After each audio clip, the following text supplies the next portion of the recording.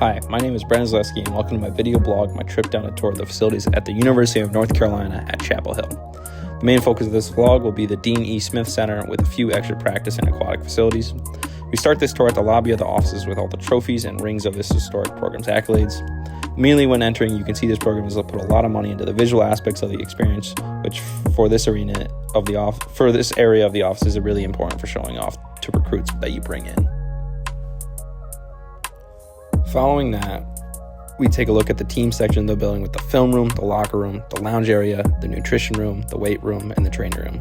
The film room is about a typical film room you find across high major college sports. It was a cool experience with quality visuals, but nothing special. The lounge and the team room, on the other hand, were unreal. These rooms were about as good as it gets in college basketball. Plenty of amenities in the lounge with one of the coolest pool tables I've ever seen. Moving on to the locker room, we see some really cool stuff in the hallway with the shoe wall and the massive Tar Heel hanging from the ceiling. Then going into the locker room, you get a nice clean room with glass lockers and just an aesthetically pleasing atmosphere. This facility is built perfectly to entice recruits into picking North Carolina. The training room and the weight room is where they run into some issues. They throw a lot of money into this program, but it seems like they stopped at these amenities. For a program like this to have a D3 caliber weight room is insanity. The equipment was all worn down and just not what you expect from a top-notch facility like this. Moving down to the court side of the Smith Center, we get a really nice look of the arena and the seating strategy.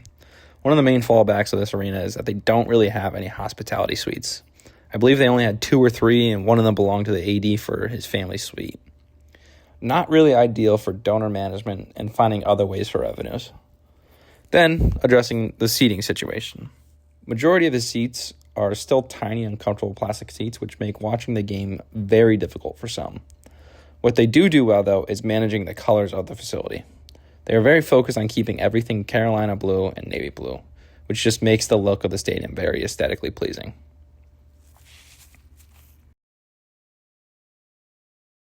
The practice facility wasn't anything special, just a basic spot that we learned they don't use often since the main arena is only used as men's basketball. They said that the main use of it is actually the primary pregame hospitality area. So while they don't have a lot of suites, they at least have opportunities for donors to get an exclusive experience. Now lastly, the aquatic center was a cool spot as I haven't experienced a lot of aquatic program before. One fallback of the center they mentioned was the lighting. Since they have lights directly over bodies of water, it is nearly impossible to change lights without draining the pool or breaking OSHA regulations.